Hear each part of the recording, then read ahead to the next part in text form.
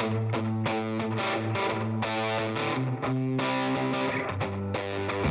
listening to the Cantina Cast, your home for thought-provoking Star Wars talk. Join Albert and Jonesy in breaking down the latest news, trailers, movies, and of course, your favorite characters from a galaxy far, far away.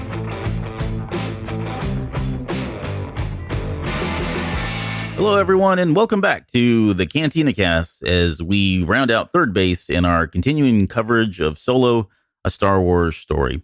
Tonight is episode 239, Beckett and the Gang. And joining me tonight is none other than our resident Valacord chair, Jonesy. Jonesy, how you doing tonight? I'm doing great. Tried out for first chair. I'm principal Valacord now. So thank you. Yeah. You do play an instrument, though, right? If I'm not mistaken, you play guitar? Yeah, guitar, and used to do viola and violin when I was a bit younger. So I think you'd be okay doing a Valacord then if that was, a real thing. Yeah. I can see you. As soon as I figured out what the heck that was. Yeah, I don't think we'll ever know. Maybe we will. We'll see. Well, good. Let's jump into it. We're going to be, we got a couple things to cover with the news, and then we'll get into the main show. But I think first up, we just want to kind of follow up just briefly on some of the story that we ran off with, I guess, around all of the movies being placed on hold. And I'm not going to say anybody's walking that back because, again, it was never really official to begin with. But it does sound like there's more and more people coming forward and just saying, hey, that's really, it's not, or I think a lot of people are maybe taken out of that context. Maybe maybe a lot of other shows and news outlets and stuff kind of ran a little bit too wild with this story. But yeah, what did you find here? I guess, what have you seen lately on this topic? Well, I think that's the thing that caught us off guard was just it just went nuts. It blew up and it was reported everywhere all of a sudden. And what we saw afterwards, after we had recorded, were folks like Anthony Bresnikan came out and said, this isn't, if you believe this, then you'll buy anything kind of thing. We had a couple of tweets and articles that came out afterwards. And this is kind of what we were throwing out there was that when we hear these things, we're not hearing any of this stuff from really official channels. These are all rumors. These are all well-placed sources, things like that. So we have to take them with a grain of salt just inherently until we actually get something on StarWars.com or through an official channel or through Disney. But we're not getting that. And anything that says this is in development, this is out of development, you really just have to say, okay, that sounds great. I'm excited. I'm not excited. I'm worried or whatever, but don't get too crazy about it and just and carry off that's going to be fact because it's just, there's too much in the air. Everything is so, anytime we have news, it just seems like it just explodes right now. And I don't know if that's because we're now entering a quieter period for a while or if it's something else. Yeah, no, it's probably a combination of the fact that it's, a quote, slow news day. And we have a number of people that are just running around, they've completely lost their minds out there in Star Wars land. So, combine those two together and you get this sense of sensationalism that's, starting to run rampant and all that. So, yeah, but I think, to your point, let's just all take a step back, breathe, and wait for more official news. Now, we'll continue to talk about this stuff because, we're not a news outlet and we're a podcast and we're fans and just like you guys and we're checking the websites and, we have our own opinions and stuff, but, we'll continue to cover it as it kind of plays out. So we'll see how that goes. Yep. But in Solo news, we've got some, was this a leak? Like I'm starting to see this now in a couple different places and maybe it's just official, and it almost feels like it's too early, but we were looking at the box office numbers, which we won't get into. So maybe this makes sense, but it looks like we're starting to get some pictures of what the home releases are going to look like. The media releases are going to look like for Solo. Right. So what do we got there? We got Targets and Best Buy. Was there anything else that we've seen so far? Those are the only two so far, and these are official. So you can actually go out to the Target website or the Best Buy website and see these exclusives. Yeah. So, which of these? There's actually 3 versions, right? We got the Target basic one, then there's like I don't even know what a red card is outside of something in soccer, but right. And then there's like the Best Buy, which is doing Steelbook. But between the 3, which of those caught your eye? I will. I don't have a 4K TV yet, so I'm behind the times. But I don't know which one I'll get. I might buy it digitally. I haven't really decided. The steel books are always really cool looking, and this one opens up and it's like you're inside the Falcon, and I believe it has Han and Chewie, like you're behind them. So the steel books are always really cool and neat. And I think the last one I have is maybe the Clone Wars steel book. It's actually been a really long time since I bought one from Best Buy. But the Target one with the 4K edition, there's a filmmaker gallery and storybook that goes with it. And some people are getting confused because I believe it's a 40-page book and it has artwork. And so some folks think they're getting the Art of Solo. The Art of Solo is, oh man, how many pages is that thing? 150. It's a lot more than 40. Yeah, 100. It's over 100 pages. So it's not 40. Now, will there be some crossover and shared images? I would expect to. And actually, some of the ones I think I saw on the website appeared to be lifted from that book. So I imagine it's not going to have the. I'd be very surprised if it had any of the context that goes with it or any of the text. So I imagine it's really just going to more or less be a picture book. But a red card is a kind of a Target debit card of sorts linked to your bank account for anyone that has Target. And so if you pre-order using the red card on either the 4K or the regular Blu-ray editions, you can get a Millennium Falcon metal model kit. So this is those 3D model kits of the Falcon as you see it in A New Hope. So these are the ones you see in the flat packages that are metal. They have all sorts of vehicles from across the saga that you can buy. You see them at Disney and things like that all the time too. So they're really neat. They're really meticulous. They're very challenging. But when I saw I saw the models when you click the link, it takes you to a little picture there, and I was like, oh, that's kind of cool. I'd put that on my desk, and then I saw a model kit, and I'm like, no, forget it. I'm out of pull to shoot. I'm not doing that. I don't have the time to put that together. I'd rather just buy one. They're very challenging, and if you've got the patience for it, and you don't mess up, because if you mess up, it's very hard to undo a mess up with those things. So from personal experience, but they are a lot of fun, and they look amazing when you actually get them put together. They're very high quality. They're very durable too. So, but they use these little tabs that you have to fold, and you have to have, I don't know, needle nose pliers and all these other things to try to make it work better. And way too much work. It's for a scout master like yourself, this is easy. This is easy street. No, it's not made of wood. So unless I've got a knife and I can whittle something down, forget it. I'm out. So. Right. But I don't know which one of these I'd get. Maybe one of the Target ones. Maybe the Best Buy. I don't know. What about you? I like the Steelbook. I like that view, like you're talking about. It catches you right when you just look at the picture and being able to open it up and imagine yourself in the Millennium Falcon cockpit. But that was it looked really cool. I'd probably do the Steelbook, and I'm a big fan of the Steelbook stuff to get all together. So at the end of the day, I'll probably get lazy and just do the digital copy, so I don't have to go to the store. Because quite honestly, you look at the pricing of this. If you want to look at the pricing, you buy it digitally, it's $20. If you go buy these at the stores, usually the cheapest, even on the week of release, Blu-ray is still running $23 to $27, $28, depending on what kind of edition they've got going on. So unless you're really into collecting the Steelbook or really into collecting the things that go with these, really there's not much incentive to spend that extra money unless you really enjoy having the physical disc. I know, and we have numerous folks listen to the show that love the physical copy of the disc. It's part of their collection. You can see it in their shelf or in their book, whatever. And that means a lot. So I'm getting more into the digital side just so I don't have to do as much work with it. Yeah. I think we've been doing both lately with the movies that we really like. We'll download them because you get them, sometimes you get them. Yeah, you get a digital copy, right?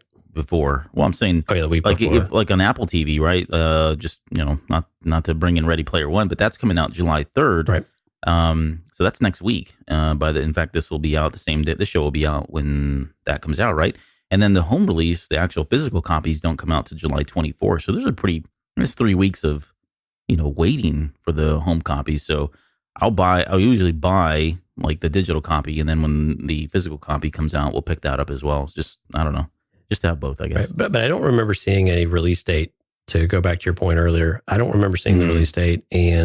But what we have seen though is that we have seen a shorter cycle from when these leave the theaters to when you can pick them up for home viewing, especially with the digital release being a week to 2 weeks early in some cases. So it's shortening. It's not right after you're done with the movie experience, but it's getting shorter and shorter. So it wouldn't surprise me. So Ready Player One is coming out with July 3rd. That was, I don't know what, like a 2-month at most gap. Yeah. From when like March 29th, I think is when it came out. Yeah. So not even 4 total. And if you figure it was in the movie theaters for a couple months. So Solo presumably could be here, by the end of the summer. So pretty quick. That's crazy. Yeah. And this is probably not, we'll probably see more versions, right? I'm sure there's going to be other companies that'll have their own, variants of the book, or variants of the home release with their own little trinkets and all kinds of other junk that comes with it. Yeah. We'll have to see what else they do. Yep. Yeah. And then the other thing we've got maybe just 2 more quick ones. The 10th anniversary of the Clone Wars. I didn't realize it'd been 10 years. I know, right? StarWars.com had a article today. I think it was today. If it was not, It was yesterday. But they were kind of just talking about they'll have Dave Filoni and special guests will be gathered for a look back at the beloved show. And this is going down at San Diego Comic-Con, which should be coming, what is that, July the 19th? Yeah, that sounds right. It's like that weekend of, or somewhere in there. What else? Anything else that stood out from here? Was this kind of just a happy get together? You think there's anything hidden in here? Anything that we'll get? I don't think so. What I find more interesting about it is that Star Wars in general has been absent from San Diego Comic-Con for a while, if memory serves. They've really not had much of a presence there. And I think people have been annoyed at that a little bit just because it's the biggest Comic-Con. But I think some of that makes sense especially when you have celebrations and some of these other things going on, right? But it's just curious that they're doing this again. I think it's great. I think Star Wars absolutely should have a presence in celebrating the Clone Wars. I couldn't imagine I'm curious to see which guests they have. Dave Filoni is obviously a great draw, but I'm assuming that they're going to have a number of members from the cast. So Matt Latner and Jat and all those other guys I'm assuming will all be there, which would be fantastic. Yeah. I'd like to see them have just kind of a mini 40th anniversary reunion, much like they did at the last celebration. That'd be cool. Just bring everybody back out. And actually, Eckstein is like everywhere these days. So I think she's almost a guarantee to be there, given how central Ahsoka was to that story as a saga on its own. Yeah, I'm looking forward to that. That's something definitely. If it's, I don't know if I really don't follow Comic-Con very much, or at least I don't follow San Diego Comic-Con. But if they do televise anything or stream it, that'd be very cool to watch. If not, then I'll just catch the highlights, I guess. But yeah, exciting stuff. And then the last thing we have is just really quickly. This is something that I kind of threw in here, but we had talked about Thrawn Alliances, the forthcoming novel by Timothy Zahn that's supposed to have a story in there between Vader and Thrawn going out on a mission. And I think we covered the last press release for this, and there was an excerpt in that. And it had to do with those two getting orders from Palpatine to go on a mission. Interestingly enough, today or yesterday, I believe, they released the exclusive cover for San Diego Comic-Con, and it had a picture of Thrawn looking much younger, and it also had a picture of Anakin from Clone Wars. And so this obviously sparked a lot of buzz because it kind of gave us another dimension to that novel. I think based on what we had at the time, which really wasn't a whole lot, we all just assumed that this was going to be a novel about that period in time, post the Clone Wars, and would involve some kind of, that mission that Palpatine was sending them on. Lo and behold, the excerpt that they put in there just yesterday actually has them meeting way prior to, in fact, meeting before he was even Vader. So this is Anakin during the Clone Wars, and he's out in some territory, undefined, at least in the little excerpt that we had. But apparently he's looking for Padme, and he runs into Thrawn, who gives him his full name, his real name, I guess, in Chiss, but I'm not even going to try to pronounce it. Which actually, it's kind of a funny little exchange there when he's pronouncing it and Anakin's trying to repeat it back to him. But the gist of it is, you get the sense that Thrawn, obviously, he's very young, but he's interested in what's going on with the Clone Wars, and he wants to know more. And you've got to think he's probably got ulterior motives there. But he approaches Anakin and says, "Hey, I know you're looking for someone." And Anakin, spidey senses, I guess the Force goes off, and they kind of just leave it right there at that they mutually agree to help one another. So he's going to help he being Thrawn's going to help Anakin maybe help find Padme wherever she may be at this point. And in return, Anakin is going to provide information or maybe historical references of what's happened so far in the Clone Wars. And my guess is, knowing Thrawn, he's going to use that for his own purposes. So Yep. That's kind of the summary of it, but it is neat. I mean, it's a whole nother dimension. It threw me off. I was like, whoa, I didn't expect these guys to have met. So not only did they know each other, post Clone Wars, but they actually met each other prior to. Right. And it throws a little fuel on the fire of, does Thrawn really know who Vader is, right? Yeah. And so it's definitely sparked some conversation in Discord and some other, and I think on Twitter, noticed some things as well. So it's, I can't wait to have this book come out. I'm waiting to read the first Thrawn so I can roll right into this one back to back. So it can't get here soon enough. Yeah. Did you already pick that up? Yeah, I've got it waiting for me on Audible. So it's right there waiting, already downloaded, staring me in the face saying, hey, when are you going to listen? Yeah. Well, I won't spoil anything, but it was a good book. It wasn't the best, and it wasn't, I don't know. I don't even know that we spoke about it here on the show. So maybe we need to come back and just do something on that book. I think we may have talked, maybe Mike had talked about it when it came out a little bit. I don't know. But I didn't mind it. I thought it was great. And I just like Timothy Zahn's writing. I always have. And I think it was a pretty decent book. I don't know that it'll directly tie into it, but I get what you're doing, because I would, now maybe I'll do the same thing. Maybe I'll go back and read that one and then roll right into this one as well, just to kind of keep them tied together that way. Yeah. And if people are curious of hearing a Thrawn focused episode, shoot us a note, let us know. We'll give you all the information at the end of the show. Cool deal. Let's move forward and let's jump into our main show. So we've got a couple of characters, obviously, with Beckett's gang, and we kind of want to just start off talking about the impressions of the gang as a group and all together, and maybe get some, and this is all going to be, again, much like we did with Kira and some of the other characters, and what we'll do with Infus Nest in the next upcoming episode. There's really just not a whole lot of information here. So some of this is just pure, speculation on our part.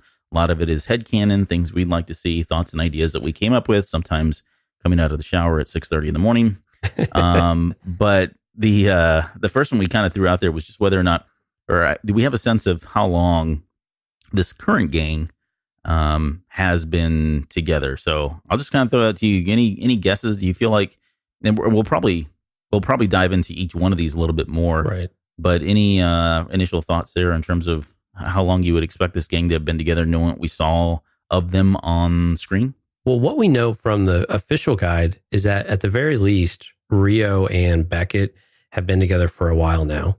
And so what's less clear, though, is when Val came into the picture. And being that there's a romantic element to that, it's even more difficult to see how long that, that's all been transpiring for. But with the way that the dynamic that they have, you get the impression that they know each other really, really well. So at least several years. And with Beckett and Rio, you get this idea of maybe they've been together for, maybe a decade or something like that. Clearly they've seen a lot of stuff, and they piggyback off of their ideas, and we see that on screen, very clearly. So they've been together for a while, but how long is really difficult to tell. But I'm going to say that aside from Val, I think Beckett and Rio have probably been together 10 or 15 years, something like that. Yeah, I would say so too. I mean, I think it's a safe bet. I don't see them knowing each other. Well, it could even be longer, really. We don't really have any context here, but right. And especially with Rio, like there's really not a whole lot. Like Val, I don't want to jump ahead, but yeah, we'll jump into Rio here in just 1 second. But with Rio, there's just not a lot of information there, and we got so very little in the movie. And I know he died right, within minutes of, just prior to Val dying, so we didn't really get much from them. And even in the guide, there's not a whole lot. There's no mention of him in any of the other books, so it is really kind of hard to speculate in terms of just how long they've been together. But I guess what maybe to your point is the way they interact with one another. You would get the sense that they have been together.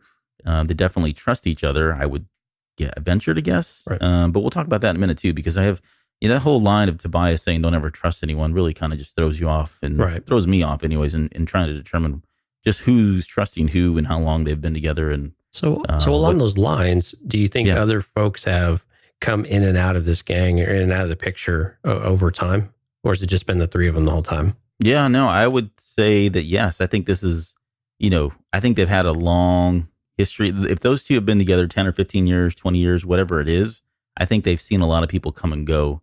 And I think there's some references in there. When we get into Tobias Beckett specifically, I kind of threw out this question about, how many of these people that they reference in the book briefly, like, the Zahn sisters or Bosk or anyone else, were those people that were part of the gang at one point. And I think there's a high probability that they could have been. And there's no real compelling reason that they couldn't. So, yeah, I think they've rotated a number of a cast of characters, and depending on the mission and all that, there's probably those two are the stable ones. They're probably the consistent ones, or maybe there were other consistent ones that just bit it like these guys did. And so that's just part of Beckett's life and part of being in a gang. So, right. All right, so let's get into Rio. So Rio's Ardennian, and that was a race when they mentioned the name. I could have sworn there was something else, another alien or race that we had seen before.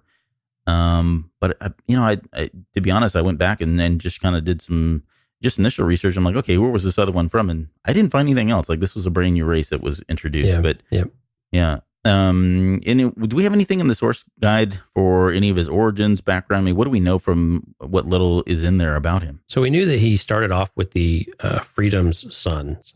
And so I'm assuming this is on Ardennia. And the premise of this was during the Clone Wars. And so they aligned with the Republic. I don't think they had a formal alliance, but they were aligned with them to kick out the Separatists.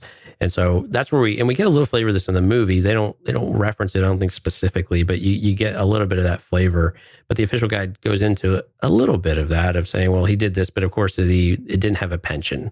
And I think we got something along that joke in the movie. Yeah. And so he went to this other lifestyle that was going to get him, fortune and glory type stuff. And so it wasn't that it was weird. He kind of started off fighting for a cause and then more or less abandoned it, which is a little at odds with the character that we see in the movie. Well, his whole character is really kind of interesting because he doesn't seem to care. He seems to be in it for himself, but then he has this very warm and inviting, almost childlike quality to him that it's almost innocent, even though he's seen a lot of things and he's experienced a lot. But it's this really gentle quality. And so it's an interesting dynamic to get that little bit of backstory and then see where he's at, because it doesn't seem to really jive that he's basically for hire. Yeah, no, I agree. And there's, like, especially when they're at the campfire, well, there's not a whole lot of moments again where we have him on screen, but at the campfire specifically, he seems like he's very happy. He's, like you said, he's warm. He's, he gets excited when he sees, like, oh, it's a Wookiee. He makes that little comment and his eyes light up, right? You get this almost childlike kind of portrayal. And maybe that's a lot of just Jon Favreau, channeling, the character itself. But it does seem at odds with what we know or see of the character itself. And he enjoys cooking for the gang, right? And that was something they explicitly said in the guide. But we see that on screen. You see the adeptness he has of, cooking and tasting. You see the enjoyment of it, around a campfire and just telling stories. And it was, so it's just very interesting and at odds with it of for someone that says he wants to be alone, or he'll worry about that later. But for him to clearly value family in this environment and the interactivity with it, it was just very, a little disjointed there of how that, or trying to reconcile that was challenging as we started to read through some of the stuff. Now, going back to his origins, and I know you have the Art of Book, which I still have yet to pick up, but in the Art of Book, are there any like preliminary concept drawings of him? Because I know he was originally touted as being like this squid monkey looking thing. Right. Is there anything in there that showed what he looked like prior to? There were a number of iterations of it. And actually the one that the squid monkey was very much in there. And you can see some pictures of that in various stages of that development. One that tended to surface before they landed on where he ended up in the movie was a face with many eyes. So more like arachnid type of, it's kind of what inspired in me. I kind of more of an arachnid, but the idea was they wanted him to be able to be the best pilot ever, was the general premise. And so in order to do that, he had to be able to see and react to things that other people just wouldn't be able to because they didn't have that type of vision. So that they were more on the vision side.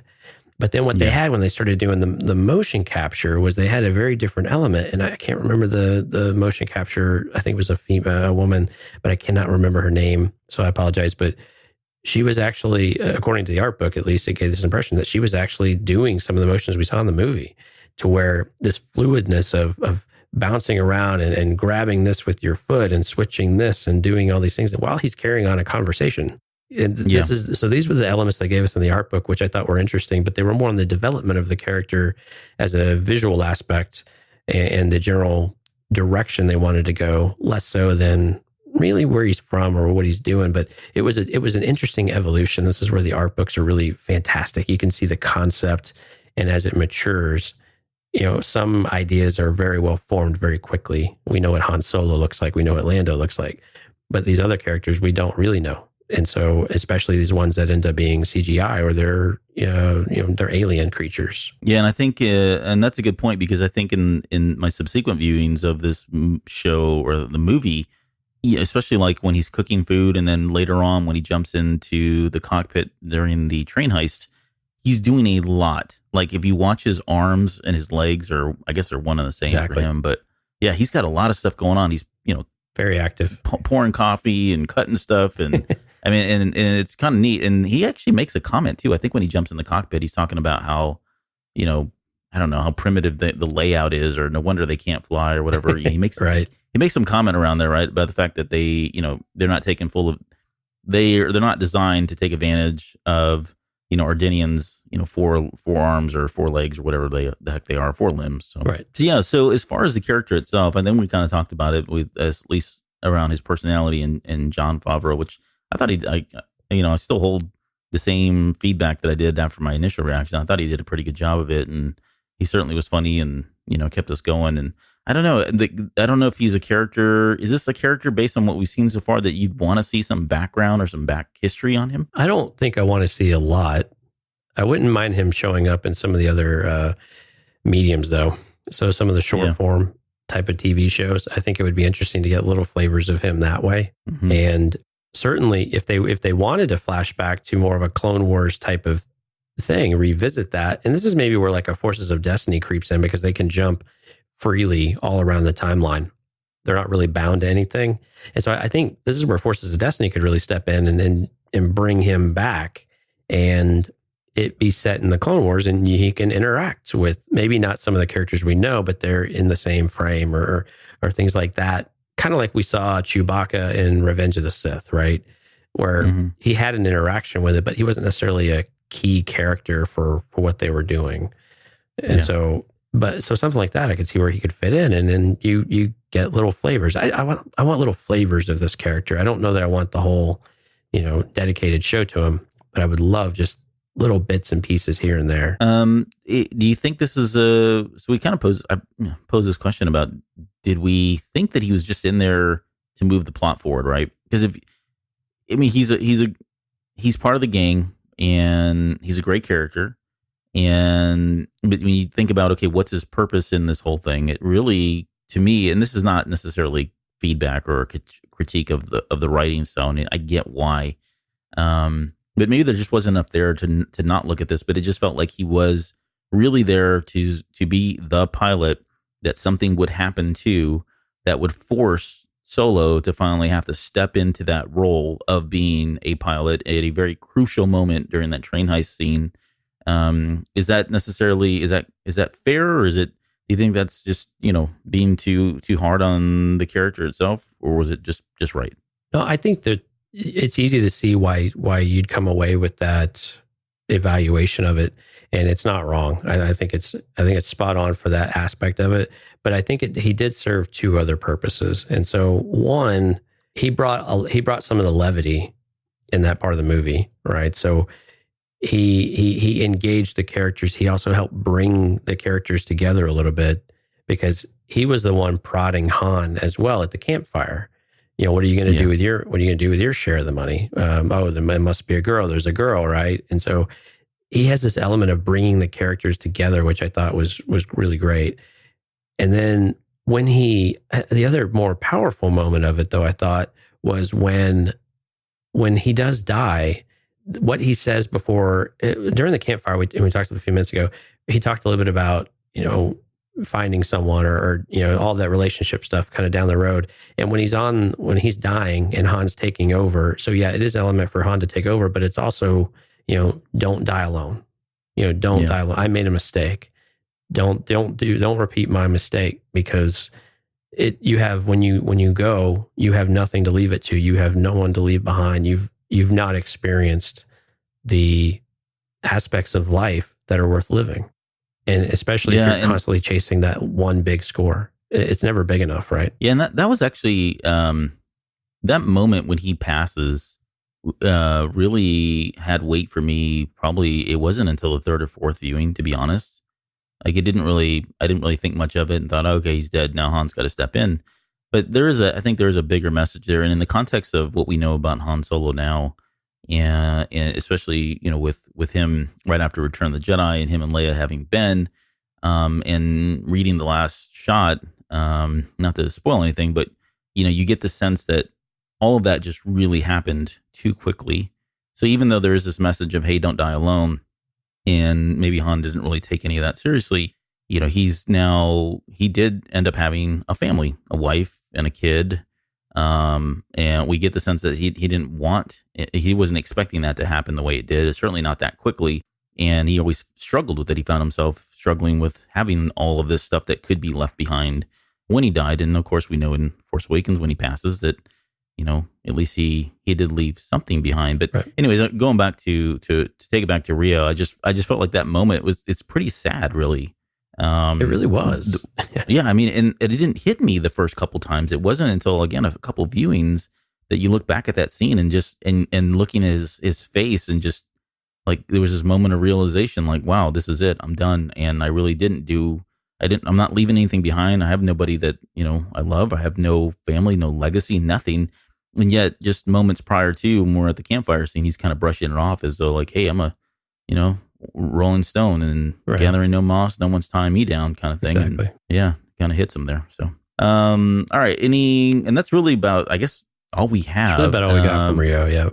Yeah. But enjoyable character, right? And I agree. Jon Favreau did a great job. He really comes through on his characters. He's just got this style, and it's not a really dynamic style, but that engagement and that friendliness and that warmth always comes through with his characters. And I think that it really meshed well with Rio and what they really need to accomplish in the movie. All right. So let's talk about Val. So we'll kind of just pose the very first kind of same questions about her origins and background. And I guess I'll look to you again real quickly on the, the official guide or the art book. But what information do we have on Val? Oh, basically nothing. Yeah. It says basically that even though she and Beckett have this relationship, she is extremely guarded about her past, and that she's not really relinquished much of that information to anybody, even with how close the group is.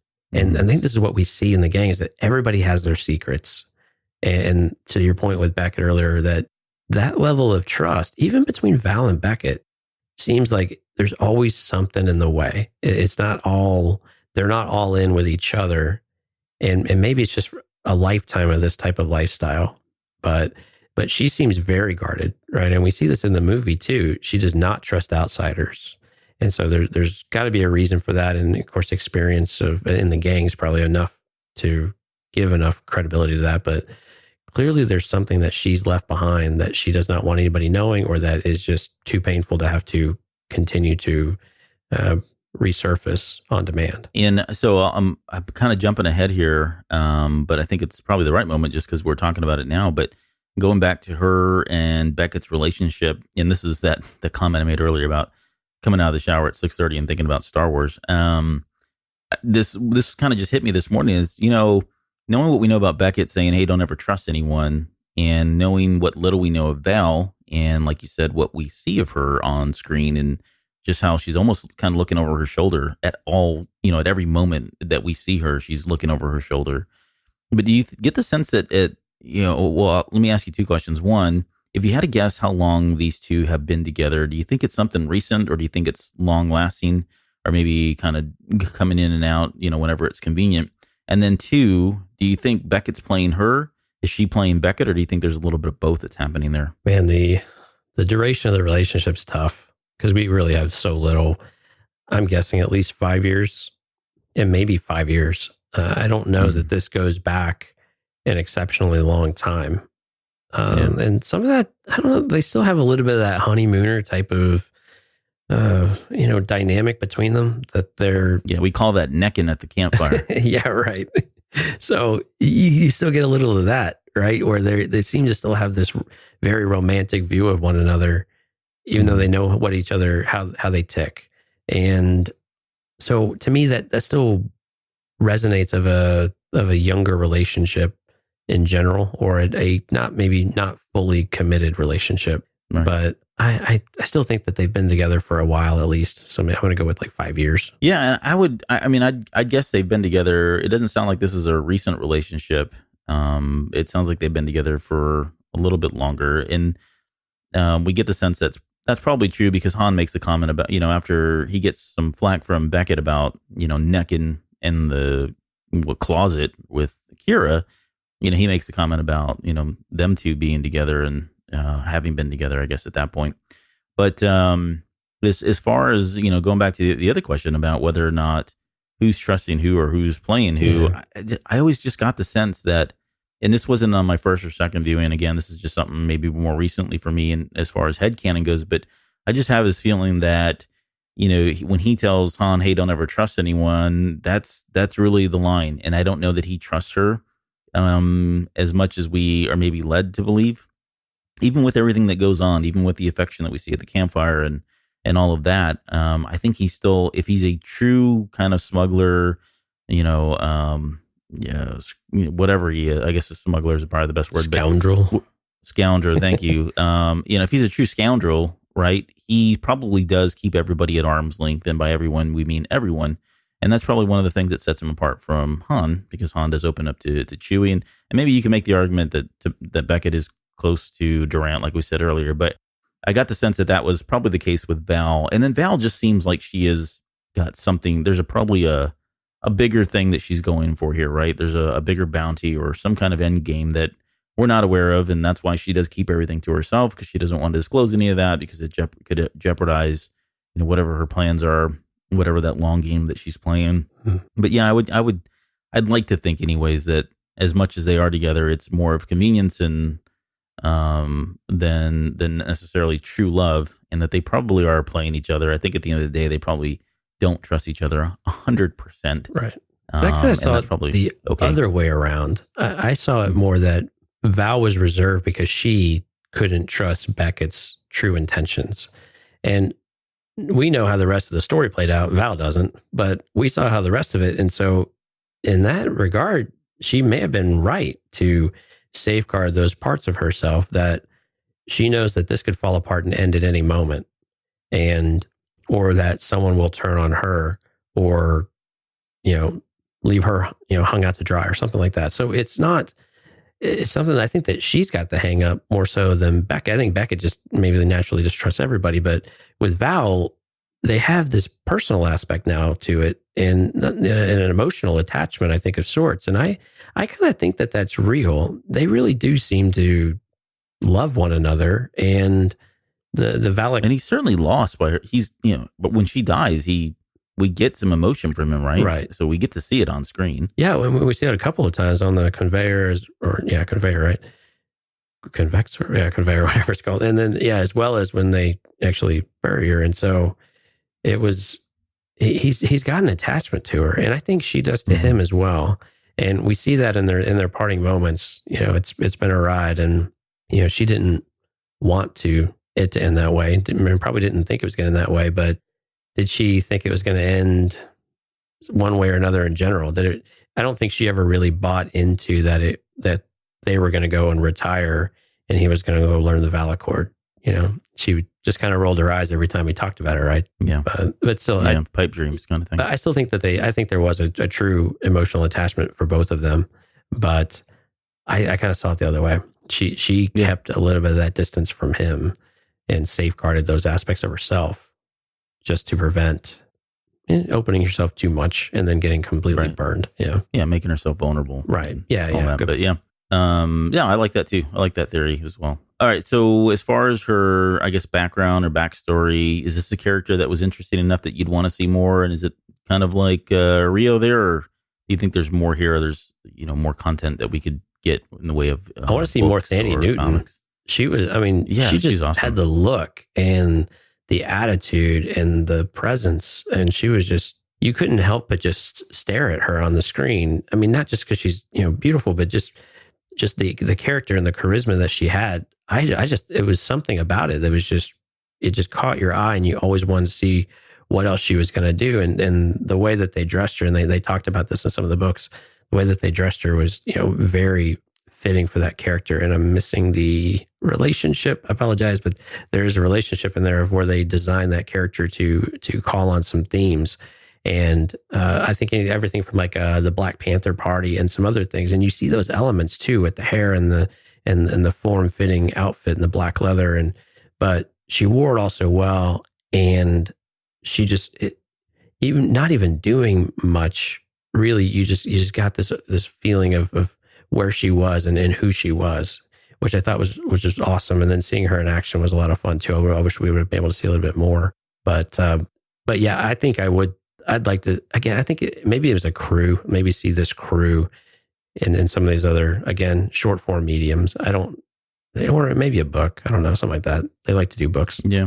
Yeah. And if you're, I'm going to plug Westworld right now, because if you're a Thandie Newton fan, either because of this movie or prior to, and you've not seen Westworld, you are doing yourself a disservice, because she is amazing in that show as well. So in fact, there's moments where, as the character of Val, you can see her character, Maeve in from Westworld. So anyways, enough of that, but go watch that show. It's actually really, really good. And yeah, for me, I think I would like to see more of this character.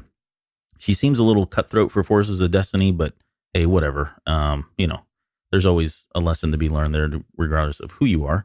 If they did a book with this crew, I'd probably go buy that book. Yeah. It would be interesting to see. Yeah, right, exactly. And maybe introduce some other characters that you start wondering, okay, well, we know they're going to die, but how do they die? Because they're not in Solo. So right. I think there's an opportunity there to kind of play with that. So the other question is, did Val soften on Han? I pulled a Lando. Did Val soften on Han and accept him into the group after sharing his story about Kira? I think that she did. I think that was the moment, because she had this little smirk and about it being about a girl kind of thing. Yeah. I mean, part of that was because I think she was like, yeah, I was right. But at the same time, I think she related to that you would go to the ends, and it saw his character come through. And I think that's what it takes Val to trust, right? So for Val to trust, she has to see that you're just not another hired hand, and that, and not playing on words or anything, but you're just not another, Merc trying to get in there for the score. Like he has a totally different end game than just being rich or retiring.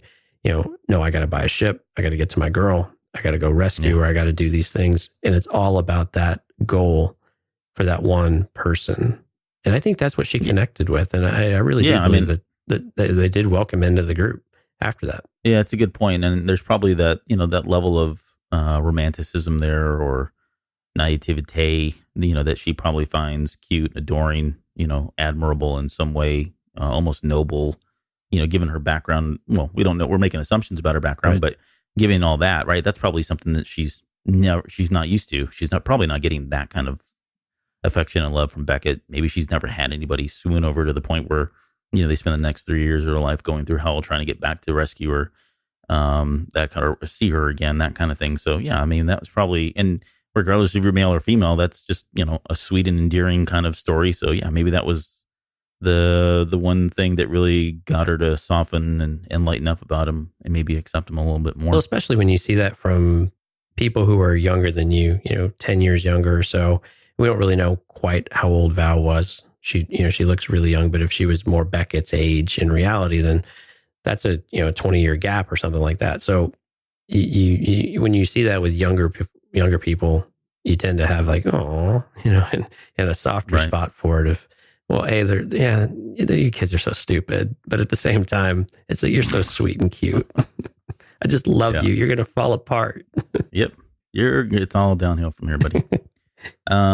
Cool. Let's talk about the big man himself, Tobias Beckett. Yes, sir. And this is where we get a little bit more, I think, especially when we look at the guide and the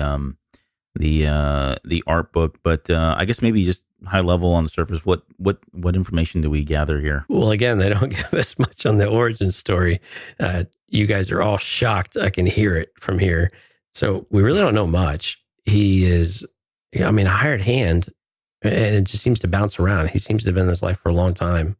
I don't know that he's been any real military or anything like that.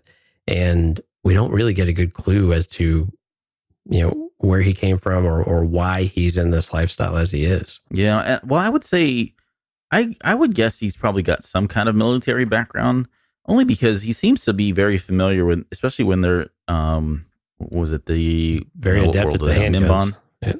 Well, yeah.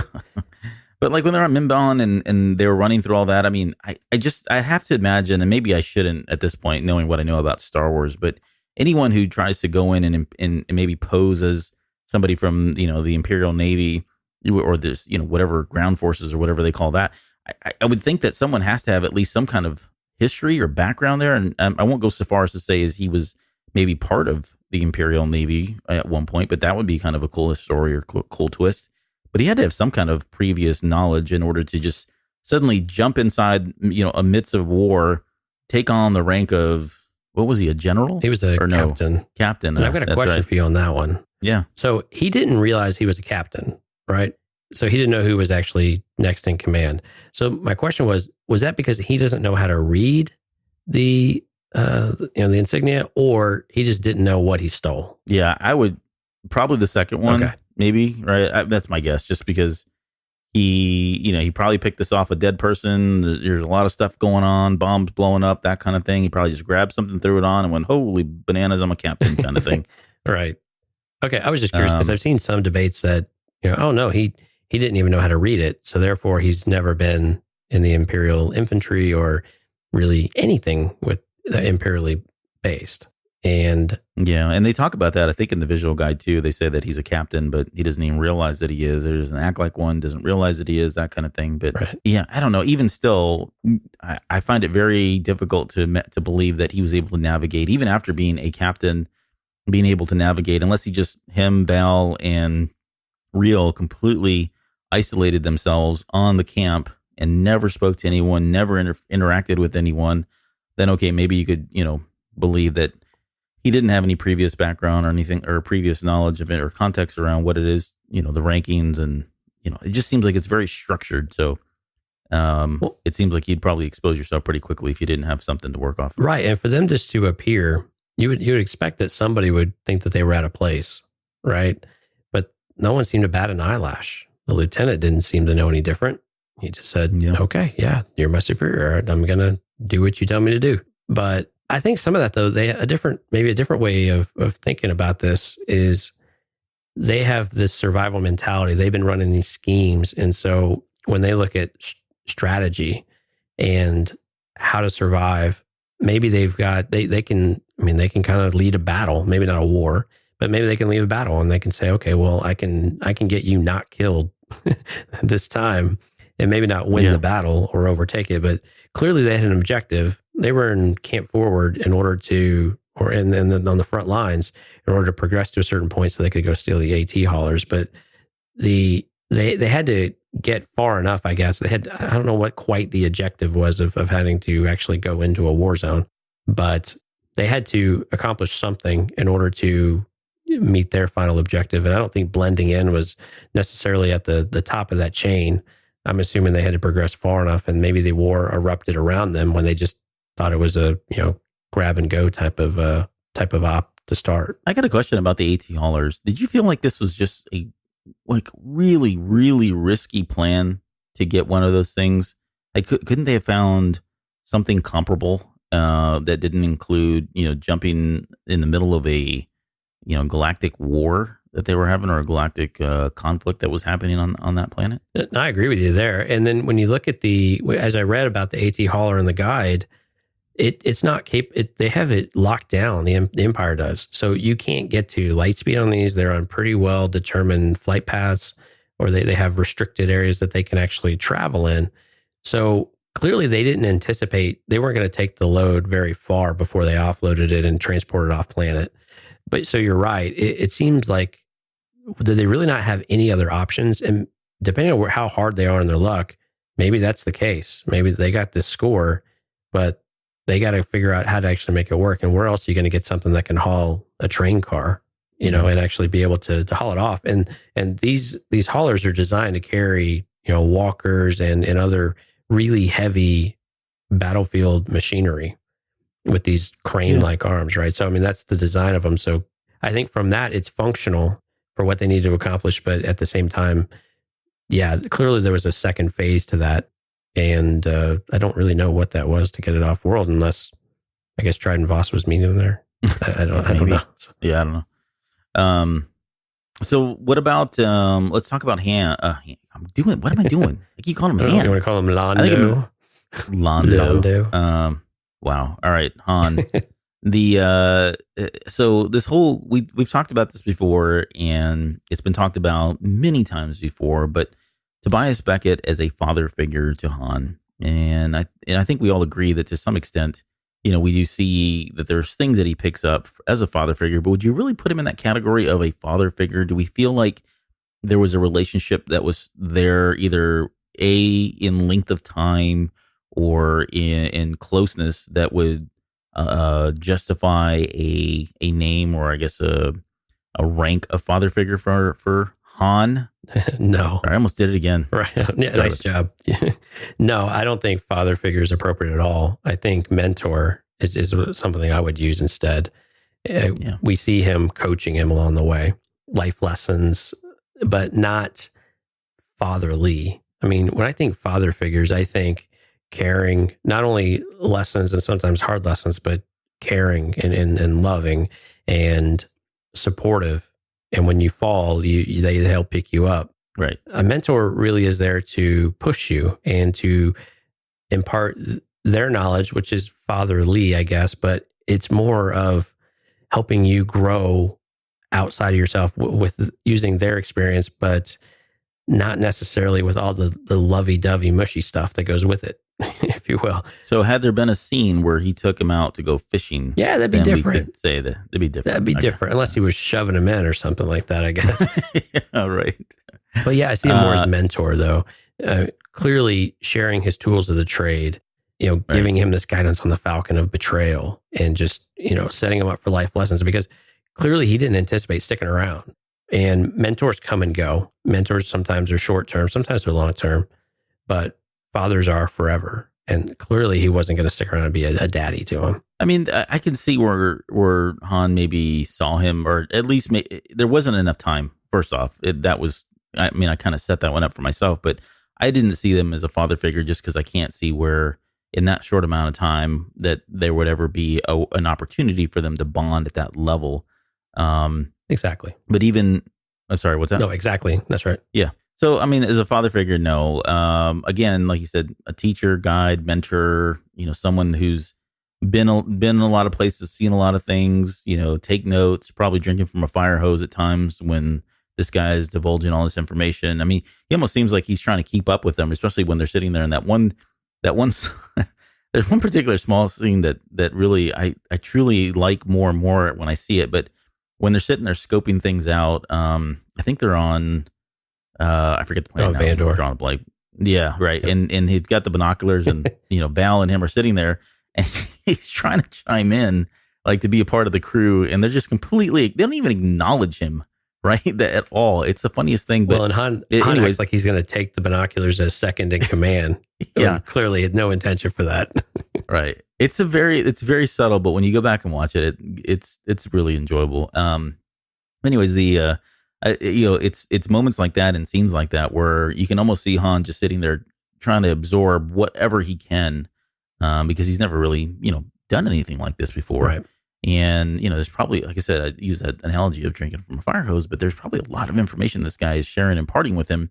And from that aspect, yeah, I don't see him technically as a father figure, but definitely as someone, as a salty veteran that's, bringing somebody under his wing and kind of teaching them, showing them the ropes, so to speak. But then, so that kind of segues into the next question, really, about what kind of character traits do we get from either good or bad, really, that we see in Han that maybe Beckett had. As far as like physical traits, a lot of times when you look at the way they walk and the way they stand, the posture, there's moments that I think that I don't know. Well, I would imagine Woody Harrelson and as part of his character portrayal, he probably went back and saw that and maybe modeled or borrowed some of that just as much as Alden did as well. But in terms of like the other character traits, was there anything that stood out for you personality wise? Again, good or bad that we saw maybe either as Han from the original trilogy or anything that we saw as Han from the sequel trilogy or the one movie he was in? Actually, yeah, The Force Awakens, when he runs into the gangs, I had a slight parallel with that of how we see Beckett with Dryden Voss, as well as just running in with Enfys Nest a little bit too. I mean, it wasn't directly or anything like that, but it was just this calm demeanor, but at the same time, this backtracking. When he was with Dryden Voss, we saw an aspect of Beckett that was a little surprising, where he backed down. He was subservient to it. He did not challenge him, and he was apologetic and almost groveling, to an extent. And we see that Han starts to recognize those situations where you have to back down. We don't see it in Solo clearly until it's too late with Lando leaving him. But we saw a little bit with Force Awakens where he's like, I can talk my way out of anything, right? And clearly no. But he's learned a little bit of that to where he's got to backtrack and know when to backtrack. But some of the other characters, the characteristics, I don't really see that was as captured aside from just the gunslinger type of demeanor. Maybe I'm missing something. Maybe I'm not like looking deep enough, but I just didn't really see much more of that. No, and I would agree. I mean, there definitely, I don't know if there was there may be some physical aspects of the way, just again, like his look and the way he's, the standing thing. I'm probably seeing way too much in there, or maybe I'm seeing it more than it really is. But beyond that, aside from the "Hey kid," that kind of thing, we got some of that. We get that, yeah. But I don't know. They really, and again, maybe this just speaks to the fact that they really weren't together that long. That we can clearly say that, oh yeah, there's a lot of Han as we know him later on, especially like in The Force Awakens that we saw in Tobias Beckett in this movie. I just don't think there was enough time there for us to kind of do that. Right. I mean, I'd like to say that, we get the planning or the demeanor, but really no. The Han we see later on in life still has this very much a shoot from the hip, no real plan, and it's all spontaneous, right? And Beckett clearly had plans. He had, he wanted people to follow orders. To your, comment about does he have military experience? So he wanted that structure. Now he was at the top of that food chain on that structure too. He was clearly the leader and in command. But Han doesn't really, aside from wanting everybody to follow his lead. I mean, but hell, he was doing that, when Enfys Nest confronted them on Savareen. So it doesn't. None of it really jives much except for the kind of gunslinger, just general demeanor and look. I see you had this question out here about whether or not Beckett would have let Han into the gang had he known that he knew Kira, because he has it almost seems like he's distasteful of Kira. He's obviously knows something about her, knows her history, knows how he brought up. And he even mentions in there like, hey, maybe you don't know her as well as I do. But do you think personally that had he known that those two were together, that he would allow him even to be a part of all this to begin with? It's an interesting question because we don't know how Beckett would have viewed it because you can view this that this would be a benefit to the team as well. Right, leverage it in some exactly. way. But at the same time, you could see where this would, like, there's so many ways this could blow up in my face, and Beckett doesn't seem to really like surprises. And so I kind of tend to skewed towards the side that said no, he probably would have actively removed him from the group in one way or another in order to not introduce any of that. Or conversely, he could have let him tag around, but leave him on the ship, keep him in his hip pocket in case he needs something from it. Yeah. He almost comes across as being spooked by it all, right? And this is kind of it's along the same lines, but do you think Beckett knew of Darth Maul? I don't think so. Well, no. Well, I take that back because Dryden said, "You know who I work for," and so so if we're led to believe that is Maul, then he might very well know, and maybe that's not only knowing Voss's temper, but maybe he's seen some of Maul's power as well, to where that scared him pretty good too. And these guys are not to be messed with, right? I think he had said. Right. Yeah, and I think that's kind of earlier when you're talking about, him kind of bowing down to Voss. I don't know if it was so much as Voss as it was the fact that the bigger man looming in the background that he was really exactly more scared of and knew what would come about had he not done that or crossed them in any way. So, because he was really spooked throughout his whole time about Dryden Voss and owing him money and what it was going to be like to have a bounty on your head and that kind of thing. But I don't know, maybe it's just Voss's character, and we talked about him already, but it just didn't seem like he was that threatening to me, although I know he's a little nuts. But I think the bigger part here is really just knowing that Darth Maul would come after you, and that's a whole different kind of category of crappiness to be involved with. So the other question, I guess, we're kind of getting to the end here, but do you think that he would have betrayed any of the gang as he did Han? I think it's possible. I want to say no, but given a special set of circumstances, I think he could have, and he would have. Especially, we saw. It's just so easy to see where he could do that. But then you want to say, well, no, true love, and no, Rio's his longtime friend, and things like that. But you know what? You don't stay alive in this business, and you don't get rich sharing it all. And but at the same time, they seem to have had a really great relationship. So I think it would have, if there was a set of circumstances that the answer would have been yes, but I think it was probably a very specific set of circumstances where his back's against the wall and there's really no other alternative. It's either he survives or they all die.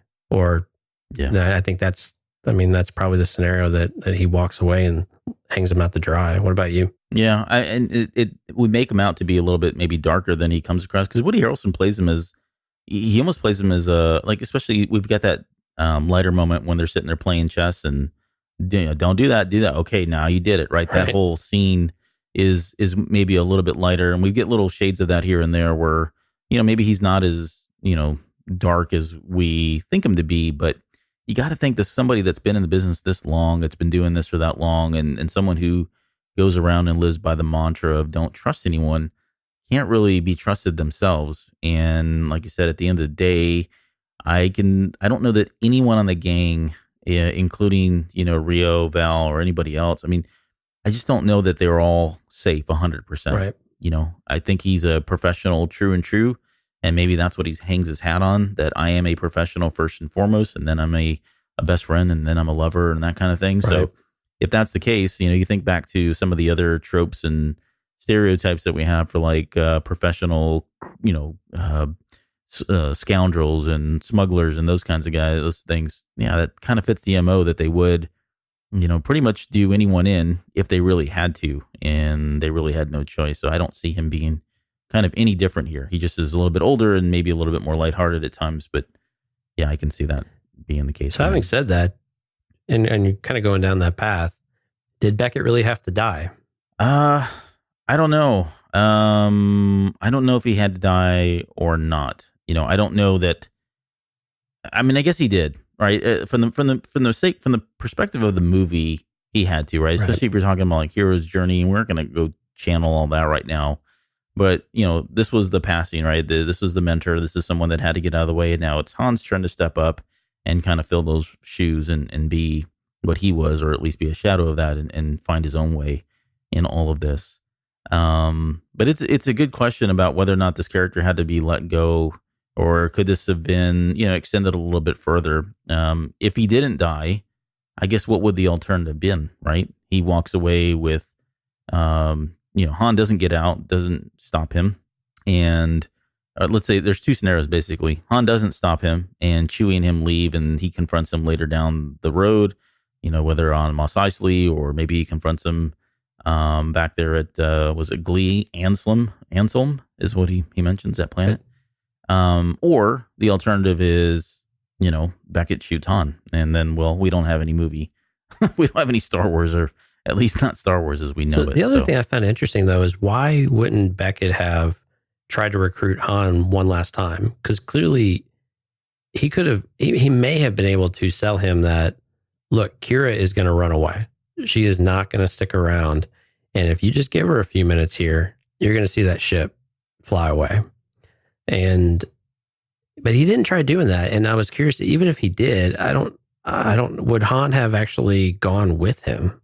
No, I think in my eyes, I think he has already written that relationship off in terms of where, being anything that needs to be part of his life. Like he's okay to let all of that just go, because I think he's already seen that Han's going to do anything, go above and beyond to be with Kira, and that Kira is really no one to be trusted with. So I just don't see where he would want to recruit him at that point. Like it's a lost cause. He's never going to learn. He's never, and then, he's just not even on that front, but the fact that he doesn't even feel like Han has learned anything from him, because that's his last words were, right. Hey, I was going to kill you. You made the right decision. I think that was eye-opening. Yeah, surprise. I would say eye-opening, and then eye-closing, all in about 1 minute there. So yeah, I don't know that he was really looking to recruit him. Although he had an opportunity. I think there's an argument to be made that he could have done that, but I think at that point he was kind of done with Han, and done with his shenanigans and his love interest with Kira. Right. So I think that's all we really had to kind of cover. Any kind of final thoughts here on any of the characters, either Tobias Beckett and the gang themselves? Yeah, I think in general we'd like to see more of the crew together, and especially as it relates to some of the characters that they name dropped, especially Orsang and Bosk, right? Understand how they worked into the crew, and generally what those relationships looks like, and what those adventures look like, and how they turned out, and were they actually part of the crew, or were these just one-off type of spells? But I think as a whole, I'd like to see more of this. And, we got a Cheered and Bays comic, so why can't we get a Beckett and the crew comic? I think there's a Beckett comic coming out. So it'll be interesting to see if it's more focused on him or if it's focused on the whole crew. But I would really like to see something with the whole crew, because, I like their dynamic. And I think that would play well in some of these short form media, to where you could get some really interesting, great backstory and learn a lot more about the character, and see, God, if they've been around this long, if we say, 10 or 15 years or whatever, clearly a lot of great stories to tell in there. And you're across the timeline then too, right? So you can stray into familiar territory and have a lot of fun with that. So I think that's what I really like to see. But the crew in general, I was surprised how much I've continued to like them over time, and really understand their bonds a little bit better, even though we're given so little to work with. But you really have a great feeling that they are a tight-knit group, even if there is that level of distrust with them, and you're really not sure what they would do given every scenario that they might come across. Yeah, and I think you forgot to mention the Valacord, because my bad. I kind of want to see what that looks like. Yeah, we have to see with the Valacord. All right. Well, on that, I think we're gonna wrap this show up and end it. Coming up next week, I think we have our final episode, at least for the Han Solo coverage. We'll be talking about Enfys Nest, the Cloud Riders, and then kind of give you some final thoughts on Solo's Star Wars story, and maybe what to look forward from there. So. If you'd like to support us, you can find us on Instagram. Let's do the social media stuff first. So on Instagram, we're at the CantinaCast. Twitter, we are at the CantinaCast. Facebook /the CantinaCast. If you would like to send us some email, you can do so at cantinacastfanmail@gmail.com. And please subscribe to the show either on iTunes or wherever you catch your podcasts. And if you want to join us, myself, Jonesy, and the rest of the Patreon, the Discord followers, and so we've got some hardcore folks in there. You can do so by hitting our Discord server. And if you'd like to really support the page support the show, you can do so on Patreon. TeePublic and some other stuff. So all those links are down at the bottom in the show notes. Take a look at those and do what you can. So I think we'll call it here. Thanks for joining us tonight. Any final thoughts, parting wisdom? We'll see you next week. Yeah, we'll see you next week. Thanks, everyone. We'll see you guys. Bye-bye.